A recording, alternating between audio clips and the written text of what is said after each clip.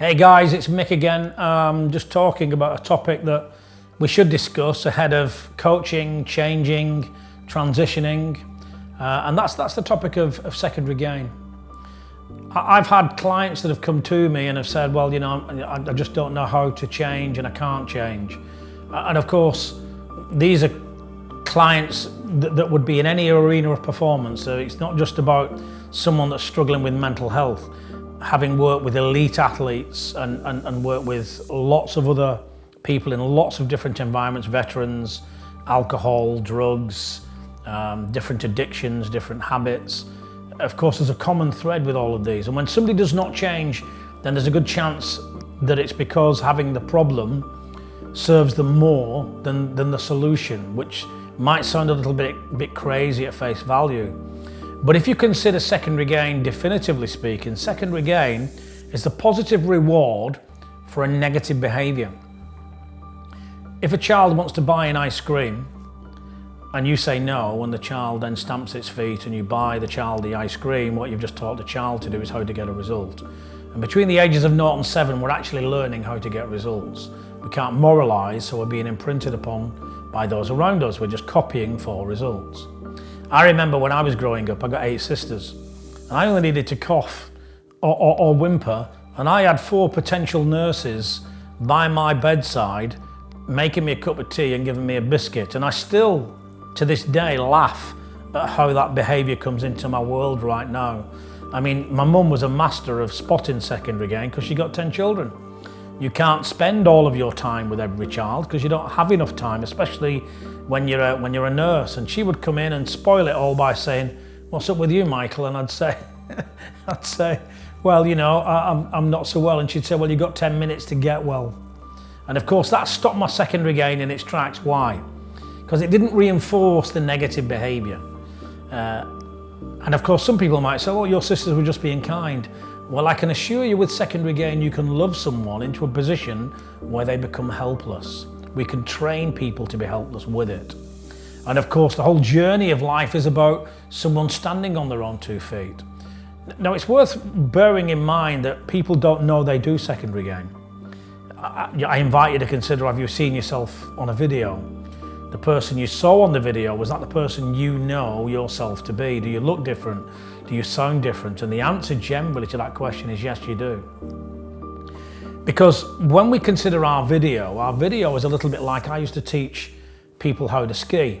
And I would get some guys that would come up and say, "I'm a great skier." It was my job to show them that they weren't as good as what they thought they were in a gentle way, because they think that they're fantastic skiers. Now, my job as the coach is to go, well, you might be good, but you're not as good as you think you are. Just like the singer on the stage at the X Factor that keeps singing, even though everyone in the crowd is booing them off and calling them rubbish when they leave, they can't work out why everyone else thinks they're not great at singing. Well, this is the gap in secondary gain, isn't it? We don't see our videos. So our job as a coach is to get the client in touch with their video, that's not always a comfortable space.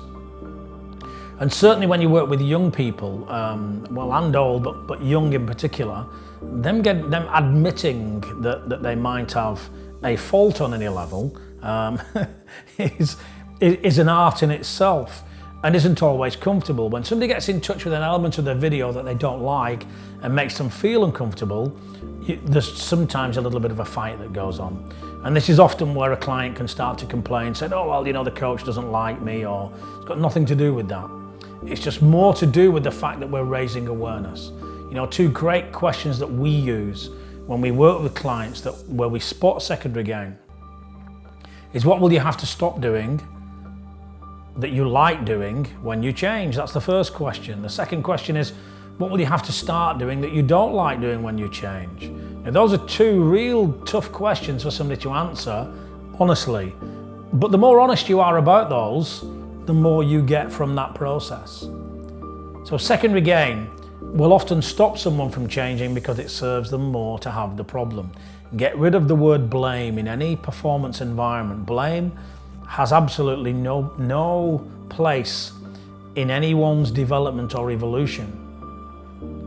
And of course, this is one of the considerations, because we're taught to blame. We're taught to blame by mum, dad, or those that bring us up and think that it's going to make a difference.